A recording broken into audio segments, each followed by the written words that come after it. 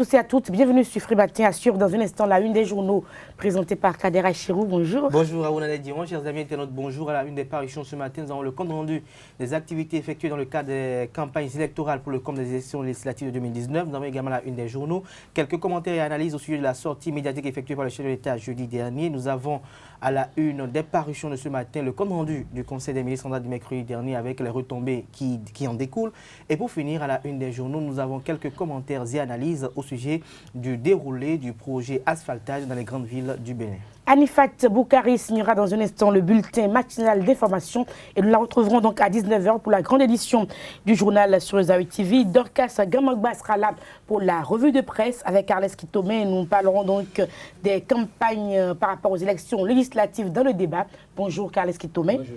Les sports avec Larios Adjagbedon. Les écureuils du Bénin connaissent depuis ce vendredi leurs adversaires au premier tour de la phase finale de la 32e édition de la CAN. Nous dira Larios Adjagbedon dans un instant. Bienvenue, bonjour. Voici la une des journaux.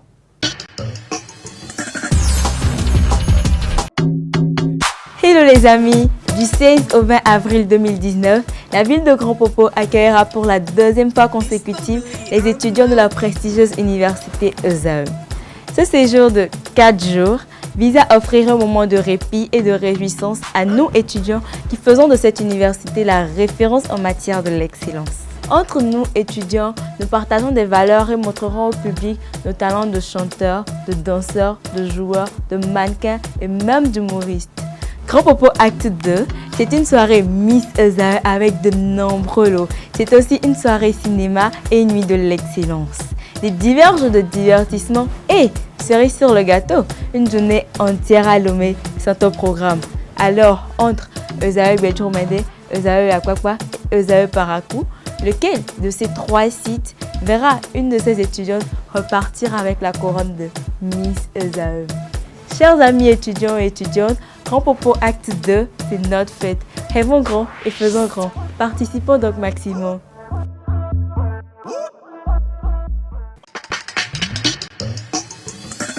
Bonjour à nouveau, chers amis internautes. Nous démarrons par le quotidien béninois d'information générale et d'analyse. L'informateur qui titre ce matin en manchette Patrice Talon lors du débat télévisé jeudi dernier.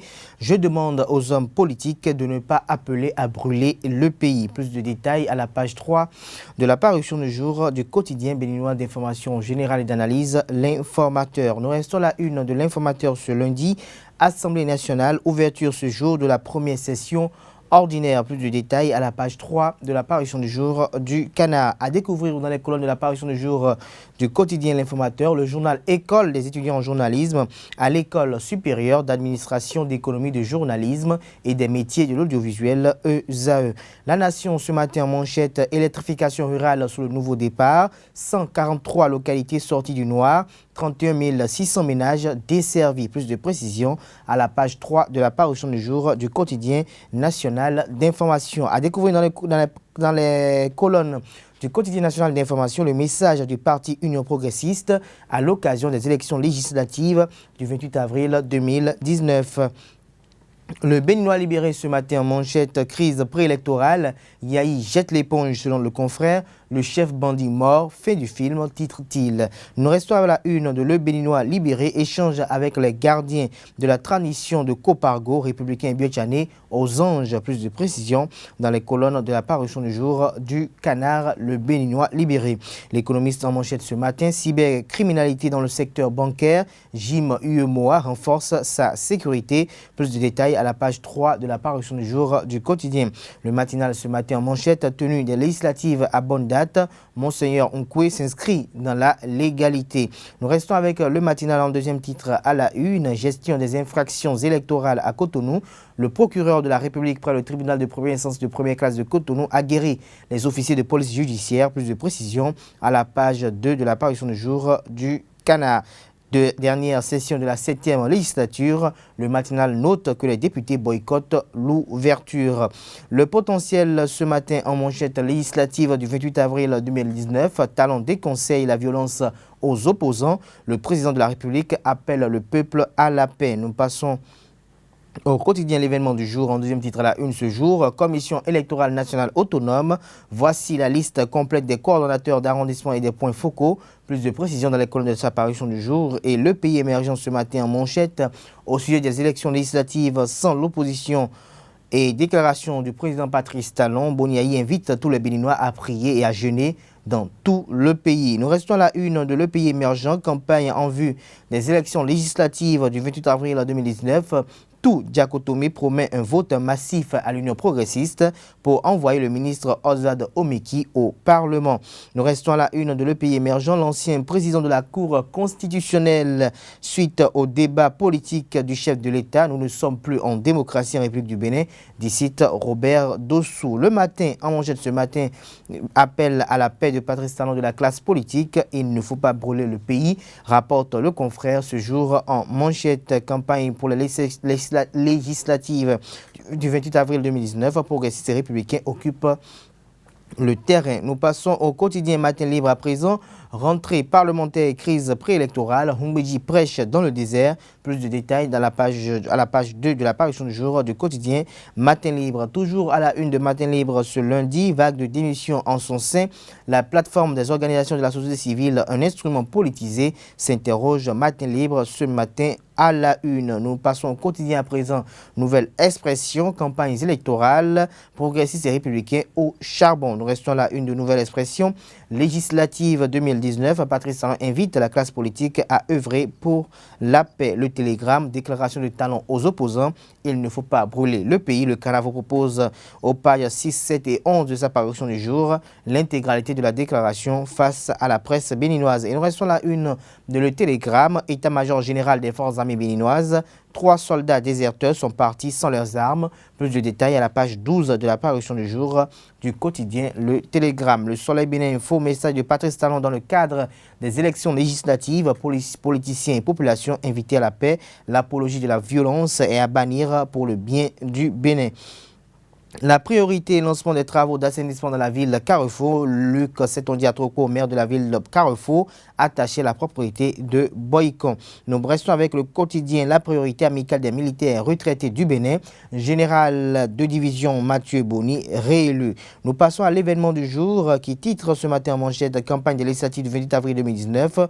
L'Union progressiste couvre le terrain selon le constat du confrère. Nous passons à présent au quotidien d'Abaro qui titre ce matin en manchette, campagne électorale, le bloc républicain ratisse large dans le Borgou.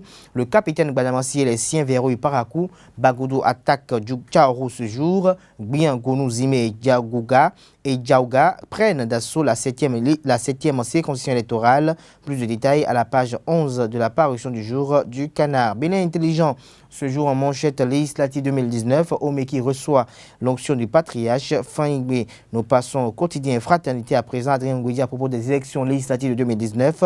La sagesse doit avoir droit de citer. Nous restons à la une de Fraternité, lutte contre l'insécurité, un vaste réseau de recel de véhicules et d'escroqueries démantelés. Plus de détails à la page 5 de sa parution du jour. Et Cannes, Égypte 2019, toujours à la une de Fraternité, les écureuils héritent d'un groupe piège selon l'analyse des confrères de Fraternité. Et le confrère de la matinée pour finir ce matin, tirage au sort Cannes 2019, Bénin, Cameroun, Ghana, Guinée-Bissau dans le groupe F.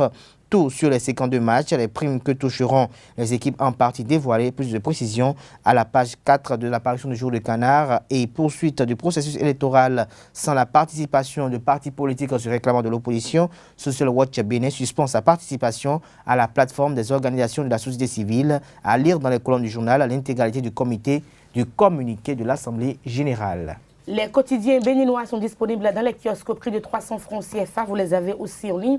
Voici à présent le bulletin matinal d'information, signature Alifat Boukari.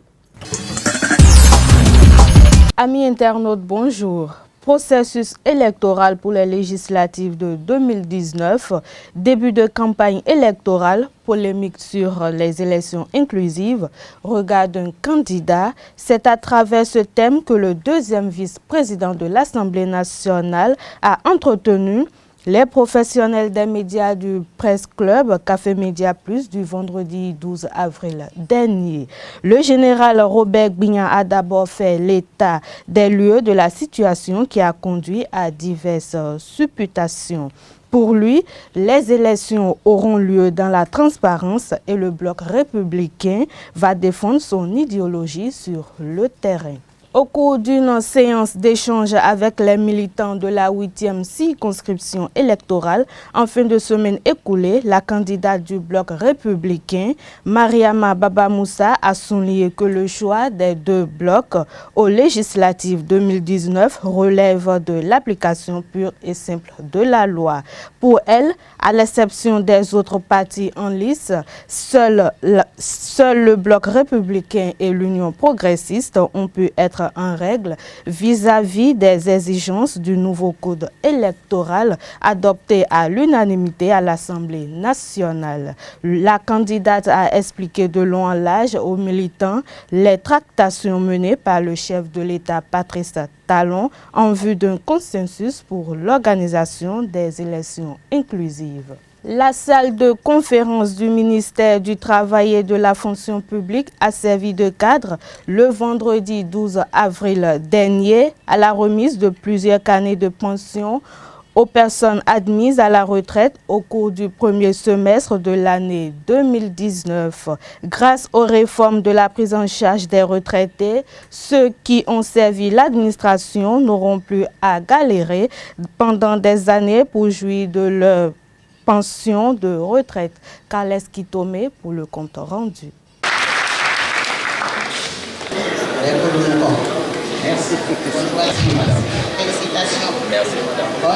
Ces retraités béninois expriment leur joie ce vendredi 12 avril 2019 dans les locaux du ministère du Travail et de la fonction publique pour avoir reçu chacun son carnet de pension juste quelques jours après leur admission à la retraite.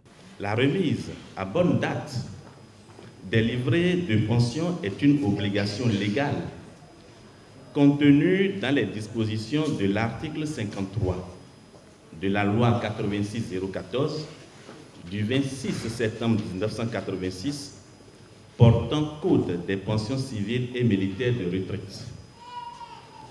C'est donc conscient de la nécessité du respect de cette exigence légale et de soulager par ailleurs les peines des pensionnés que des réflexions à travers 2 séminaires de travail ont été organisés.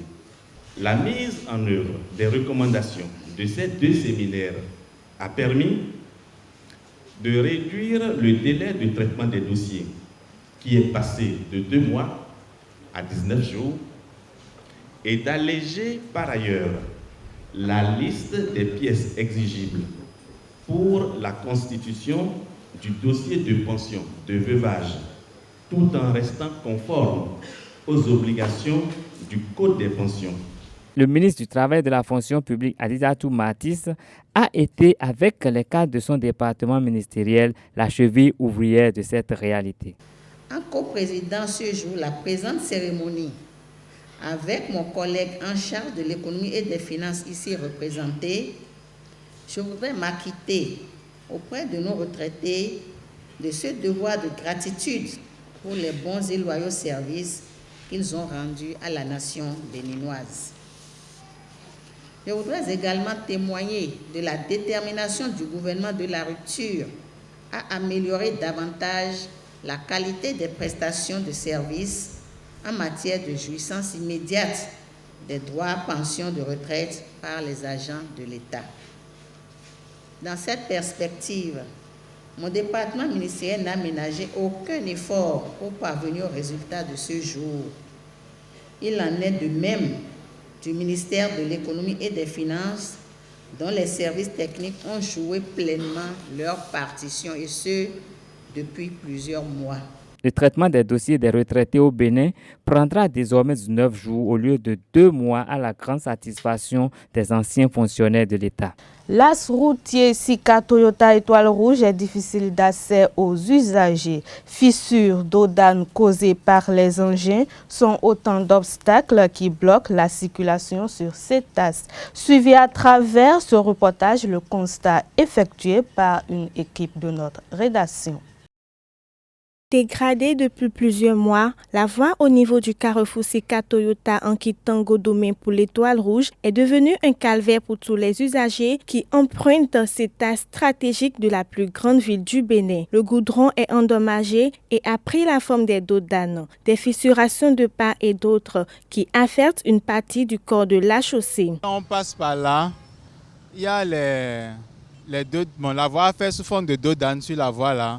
Ce qui ralentit d'abord la circulation.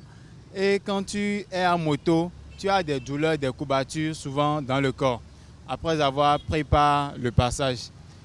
Et bon, comme autre difficulté aussi, ça endommage aussi les motos. Souvent nos motos là, c'est souvent en plastique. Donc à force de prendre par là, ça diminue la qualité de vie même de la moto.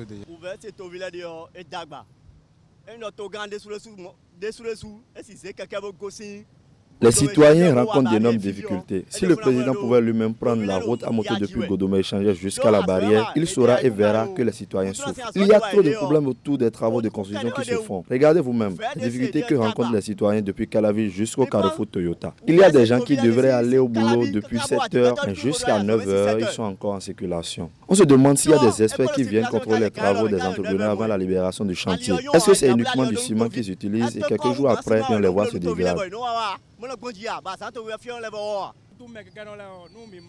Nous les hommes rencontrons trop de difficultés. Surtout après des allers-retours sur cette voie, nous rentrons fatigués avec des douleurs. Parfois, tu te couches et tu n'as même plus envie de te relever car les trous qu'il y a sur la voie nous créent assez de courbatures. Des accidents, de retard et parfois des conflits entre usagers de la route sont courants sur cet axe. Des mesures doivent être prises par les autorités à divers niveaux pour assurer la sécurité des populations au carrefour Sika Toyota.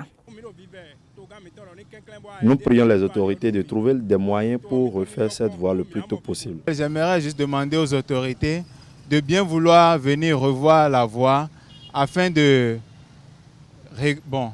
refaire la voie pour que le passage à ce niveau soit facile à utiliser. La voie n'est pas du tout bonne, elle est dégradée. Je demande aux autorités de venir s'asseoir au bord du goudron afin de constater eux-mêmes ce qui se passe. Il faut préciser que ce même axe est enclin à une inondation partielle en période pluvieuse. L'eau qui stagne au niveau de la piste cyclable représente un handicap pour les motocyclistes. Fin de ce bulletin matinal. Merci de m'avoir suivi. Rendez-vous 19h pour la grande édition. Agréable semaine à vous. Comme je vous l'annonçais, la grande édition du journal est prévue pour 19h sur Esaü TV. Nous passerons à la revue de presse avec Dorcas Gamangba. Bonjour à tous, merci de prendre le rendez-vous de la revue de presse de ce lundi 15 avril 2019. Nous démarrons tout de suite par la politique. La campagne électorale a effectivement démarré. À quelques enclabuts des prochaines joutes électorales, les formations politiques en lice peaufinent les stratégies pour rallier le maximum d'électeurs à leur cause.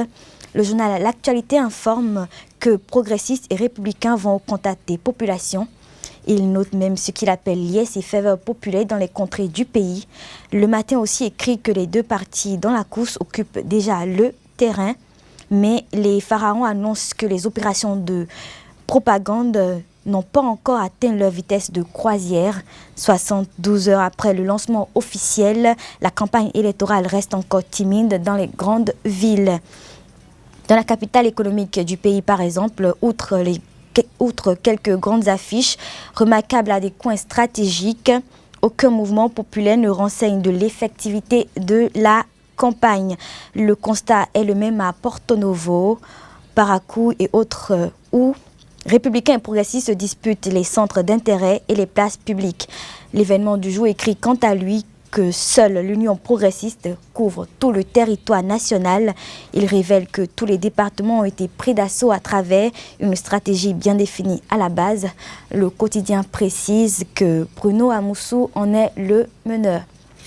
L'actualité sociopolitique reste très animée également. Social Watch est contre les élections exclusives. Le réseau suspend sa participation à la plateforme électorale des organisations de la société civile. C'est ce qu'écrit le Grand Quotidien. En effet, l'organisation dénonce l'exclusion des partis de l'opposition. Pour elle, les réformes sont nécessaires lorsqu'elles permettent de passer de façon systématique et inclusive d'un état d'être à un état de mieux-être.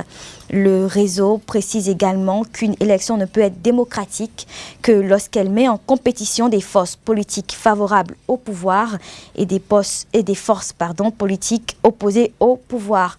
Un appel à un jeu électoral franc selon le quotidien Le Meilleur. Dynamisme Info écrit que pour les membres de Social Watch Bénin, le contexte politique tel qu'il se présente ne permet pas de dire qu'il y a d'abord élection démocratique avant de s'engager pour sa transparence. Cette démission de plus au sein des organisations de la société civile sonne selon le quotidien comme une leçon aux entités de contre-pouvoir, vraisemblablement à la solde. Ce retrait de plus au sein des organisations de la société civile inquiète Matin Libre. Le quotidien se demande si cette plateforme est un instrument politisé. Sécurité à présent, le procureur de la République près le tribunal de première instance de première classe de Cotonou, Mario Elom Metonou, a tenu le vendredi 12 avril 2019 une rencontre avec les officiers de la police judiciaire. Encadré de ses substituts, le procureur s'est entretenu avec les hommes en uniforme sur les infractions en période électorale et les stratégies à mettre en place en vue de la préservation de la paix. Le matinal pense que cette rencontre qui s'inscrit dans le cadre de la gestion des infractions électorales à Cotonou, que par cette rencontre qui s'inscrit dans le cadre de la gestion des infractions électorales à Cotonou, le procureur a aguerri les officiers. Un rassemblement qui devrait œuvrer pour l'instauration d'un climat de paix. Selon le journal Émergence Info, au cours de la rencontre, les infractions passibles d'une peine d'emprisonnement telles que l'omission de retrait des objets de propagande dans les délais légaux avant le vote, le retard ou empêchement des opérations de vote, la soustraction ou détournement des suffrages ont été évoqués. Le journal L'Actualité en précisant que le procureur Mario Elom Metonou s'est engagé pour des élections apaisées, à rassurer de la disponibilité permanente du paquet de Cotonou pour la bonne marche des élections. Voilà, c'est tout pour les informations qui ont animé la presse en ce jour. Merci de nous avoir suivis. Le débat sur ce matin, Carles Kitomé, Kadera Chirou, dans les grandes villes du pays et dans certains quartiers, on sent déjà que la campagne a bel et bien démarré. Carles Kitomé. Oui, tout à fait. Depuis déjà le vendredi, on peut remarquer les affiches des voitures qui sont brandées aux couleurs de l'Union progressiste ou du bloc républicain qui sillonnent les villes. Mais au niveau de Cotonou, on remarque beaucoup plus l'Union progressiste qui prend d'assaut tous les lieux où on peut avoir des affichages, mais en progressant un peu à l'intérieur. Déjà au niveau de Calavi, on voit qu'il y a un peu plus de présence du bloc républicain. Et donc cela est ponctué par quelques meetings, des rassemblements par-ci et par-là à travers tout le pays. Et de toute façon, c'est lancé. D'ici quelques jours, les populations pourront peut-être se faire une opinion du candidat pour lequel ils pourront voter. Et je crois que c'est tout ce qu'on peut dire pour le moment. Kadera Chirou. Non, je crois que depuis vendredi... Il y a des messes d'action de grâce dans le cadre de ces campagnes-là. Oui, des messes ont été organisées, mais on n'a pas su ce pourquoi ces messes n'ont plus été dites. Sûrement qu'il y a peut-être le prêtre qui n'était pas favorable ou peut-être son agenda n'y convenait pas. Je crois que des investigations nous permettront d'en savoir davantage. Mais il faut noter également que la campagne était prévue pour être lancée le vendredi à 0h. Mais bien avant 0h, déjà dans la journée du vendredi, on pouvait remarquer ou observer dans la ville de Cotonou des affiches à l'effigie des candidats de l'Union progressiste de la couleur jaune qui, quand même, parfois créait la confusion entre les panneaux publicitaires requis par la compagnie de réseau mobile MTN. Et donc, à un moment donné, quand vous arrivez, vous voyez MTN et progressiste, vous demandez est-ce que c'est une filiale de MTN Bénin qu'elle est progressiste. C'est pour dire qu'il y a peut-être une quasi-absence des panneaux publicitaires de partis et blocs républicains, pour ne pas dire qu'il n'y en a pas du tout.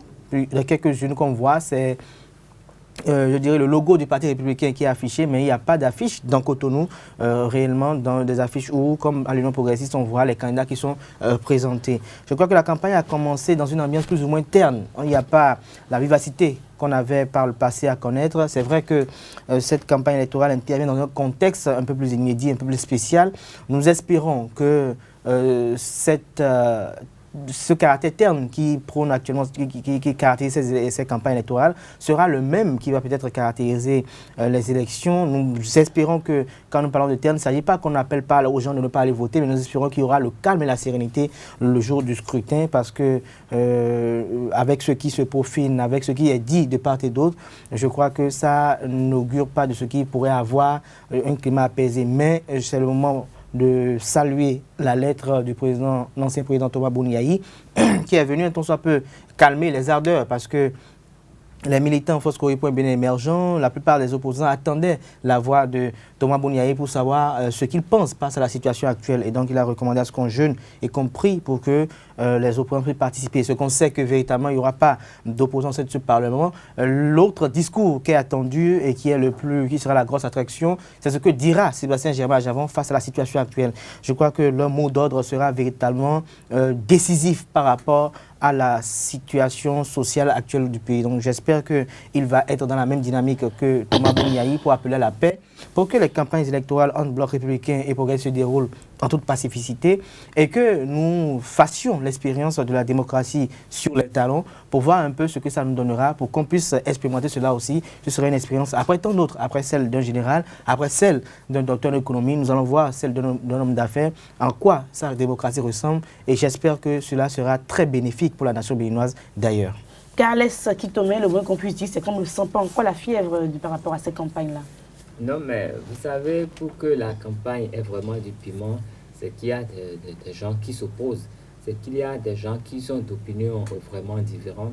Et là, étant donné que l'opposition n'est pas vraiment dans la danse, ceux qui sont acquis au parti en liste, ils savent déjà de quoi il est question. Ils n'ont même pas besoin de se mobiliser. Ils savent que le 28, ils iront dans les urnes, ils vont voter pour leur parti. Et les autres qui auraient peut-être voulu aller les écouter pour savoir ce qu'ils proposaient de différents, ils n'ont rien à faire. En fait, on se regarde. Ce qui est sûr, le 28, il y aura les élections et leurs partisans se connaissent. Ils n'ont pas besoin d'aller remplir les villes, étant donné qu'il n'y a pas d'autres pour qu'on essaye de voir là, qui est plus populaire, pour qu'on essaye d'influencer qui que ce soit. Au contraire, les autres ont même peur d'aller écouter leur discours pour être tentés de venir travailler avec eux. Donc, de toute façon, ça ne va pas. L'engouement ne sera pas le même que par le passé, mais il y aura les votes de 28 et ce serait vraiment sans problème. Kader Achille. Non, je dirais qu'il y a rivalité, il y a compétition parce que l'Union progressiste et les Républicains ne sont pas de la même idéologie, n'ont pas la même idéologie. C'est vrai que les partis ont été créés. Quelle est l'idéologie de l'un des partis au hasard? Non, je crois que le débat n'est pas à ce niveau donné. Le débat, quand on parle des Républicains, il y a les valeurs. Quand on parle des républicains tout de suite, cela nous envoie avec des valeurs. Quand on parle des progressistes, cela nous envoie avec des valeurs. Non, je crois que je ne suis pas militant de parti progressiste, je ne suis pas militant des républicains.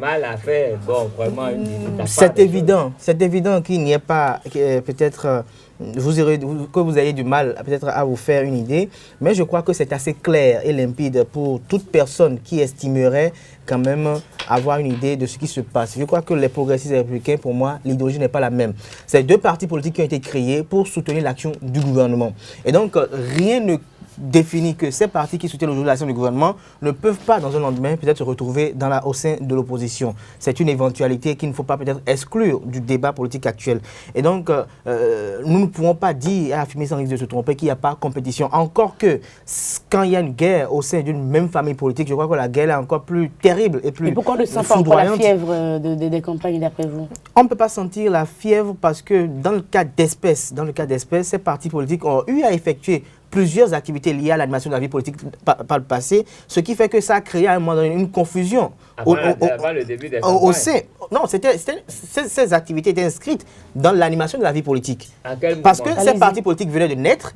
Vous voyez un peu, ces partis venaient de naître et donc il fallait quand même aller au niveau des populations, redynamiser la base, redynamiser les fiefs électoraux. Et donc beaucoup d'actions ont été faites dans ce sens.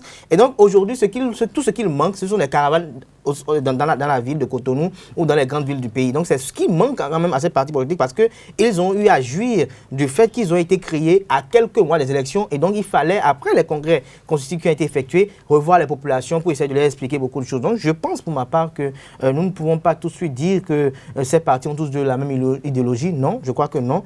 Il faut aller relire les statuts, il faut aller relire l'idéologie de ces différents partis politiques. Je ne suis pas militant de progressiste ni militant de républicain pour le dire ici, mais ce qui est fait, ce n'est pas le même. D'ailleurs, même avoir rien que l'incarnation du logo et des valeurs qui sont écrites, je crois que cela est assez édifiant. Je finirai en disant que nous espérons que ce Parlement sera constitué d'hommes dignes, capables, dans un soutien franc au chef de l'État, de pouvoir hausser le ton et pouvoir dire la vérité quand ça n'ira pas pour le bonheur des populations. Parce que le thème de campagne de certains, c'est représenter le peuple de manière, je dirais, digne. Et donc, s'il doit avoir une dignité pour représenter le peuple, il faut que véritablement il fasse preuve de cela.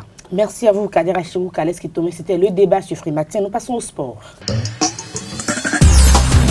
Foot, nous parlons donc des écureuils du Bénin qui connaissent donc depuis ce vendredi leurs adversaires. Bonjour, Larios Adiagbeno. Oui, bonjour Nadège. À l'issue du tirage au sort effectué, comme vous l'avez dit vendredi dernier, au Caire, non loin des célèbres pyramides de Gizeh, le Bénin hérite du Cameroun, champion en titre, du Ghana, 4 fois vainqueur de la Coupe d'Afrique des Nations et de la modeste équipe de la Guinée-Bissau. Les écureuils vont jouer leur premier match lors de cette CAN égyptienne contre les Black Stars du Ghana. C'est le 25 juin prochain à Ismaïlia. Et 4 jours plus tard, ils feront face à la Guinée-Bissau et puis ils vont clôturer ce premier tour de la Coupe d'Afrique des Nations Égypte 2019 contre les champions en titre, les Lions indomptables du Cameroun, 5 fois vainqueurs de la couronne continentale. C'est le 2 juillet prochain. Et il faut également dire que le sélectionneur national Michel Tussué a effectué le déplacement et il a fait son petit commentaire sur cette, sur cette composition du groupe de ces poulains, les écureuils du Bénin. Un groupe qui paraît un tout petit peu corsé pour notre pays. Oui, corsé à première vue lorsqu'on voit la carte de visite, surtout des 2 ogres de ce groupe, le Ghana et le Cameroun. On peut dire que le Bénin n'a pas de chance, mais c'est un groupe jouable parce que le football aujourd'hui n'est plus une science exacte où l'addition des talents donne automatiquement la victoire aux équipes censées être le plus ou les plus relevées sur le papier. Et il faut déjà dire que une bonne participation, une bonne compétition du Bénin passe par une préparation rigoureuse, le suivi rigoureux également du planning établi par le sélectionneur Michel Tussué. Et d'abord, cette rencontre initiale face au Black Star de Ghana, le Bénin doit tout faire pour l'aborder dans un état d'esprit positif, comme les écureuils l'ont fait face à l'Algérie lors des éliminatoires de la CAN, que ce soit au match aller, au match retour, et face aux éperviers du Togo également. Il faut que le Bénin aborde cette compétition dans la sérénité. Les leçons à tirer des 3 éditions auxquelles le Bénin a pris part, les problèmes de primes, il faut qu'on épargne la sélection nationale de ça. Et je crois que dans une Coupe d'Afrique des Nations où c'est désormais 24 équipes et on veut 16 pour accéder au 2e tour, si le Bénin n'y figure pas, ça est qu'on a péché quelque part. Le Bénin a sa chance, même si le Bénin ne termine pas dans les 2 premiers, terminer dans les 4 meilleurs troisièmes des 6 groupes, il faut le faire pour que le Bénin passe au moins le premier tour de cette CAN. D'abord, c'est historique, la présence du Bénin à cette CAN, parce que c'est la première fois que la Coupe d'Afrique des Nations se joue à 24, et l'histoire retiendra que parmi les équipes qui ont pris part à cette compétition, il y a les écureuils du Bénin. Donc, il faut également entrer davantage dans l'histoire en préparant au mieux cette compétition. 22e journée de la Ligue, de la Vitalor Ligue 1, nous parlons du Zaïre Football Club et des Dragons de Louémé. Oui, mais avant de parler, je vais donner rapidement la composition des 5 autres groupes de cette 32e édition de la Coupe d'Afrique des Nations. Dans le groupe A, le groupe du pays organisateur, l'Égypte, on retrouve la République démocratique du Congo, l'Ouganda et le Zimbabwe. Dans le groupe B, le Nigeria, après des absences, revient et retrouve la Guinée-Conakry, le Madagascar, le Burundi. Il faut dire que ce groupe est composé de 2 équipes qui ont déjà pris part à plusieurs phases finales de la Coupe d'Afrique des Nations et de 2 équipes qui feront leur apparition pour la première fois dans la compétition, le Madagascar et le Burundi. Et le groupe C, Sénégal, Algérie, Kenya et Tanzanie. Dans le groupe D, on retrouve le Maroc, la Côte d'Ivoire, l'Afrique du Sud et la Namibie. Il faut dire là que c'est des retrouvailles en perspective pour la Côte d'Ivoire et le Maroc, et également pour Hervé Renard avec les éléphants de la Côte d'Ivoire. Hervé Renard qui a remporté la CAN 2015 avec la sélection ivoirienne. Et dans le groupe E, pour finir, on retrouve la Tunisie, le Mali, la Mauritanie, et la 3e équipe qui fera sa première apparition dans la Coupe d'Afrique des Nations, et enfin l'Angola. L'Angola qui est donc dans ce groupe. Il faut dire que les groupes sont relativement, ouverts, jouables pour toutes les équipes, parce que chacune des 24 nations qui ont validé leur ticket pour cette 32e édition l'ont mérité. Nous parlons à présent des résultats de la 22e journée de la Vitalor Ligue 1. Oui, il faut dire que cette 22e journée n'a pas souri à Zaïre Football Club. Après 6 matchs sans défaite, l'équipe universitaire est tombée hier dimanche à Charles de Gaulle face aux Dragons de Louémé.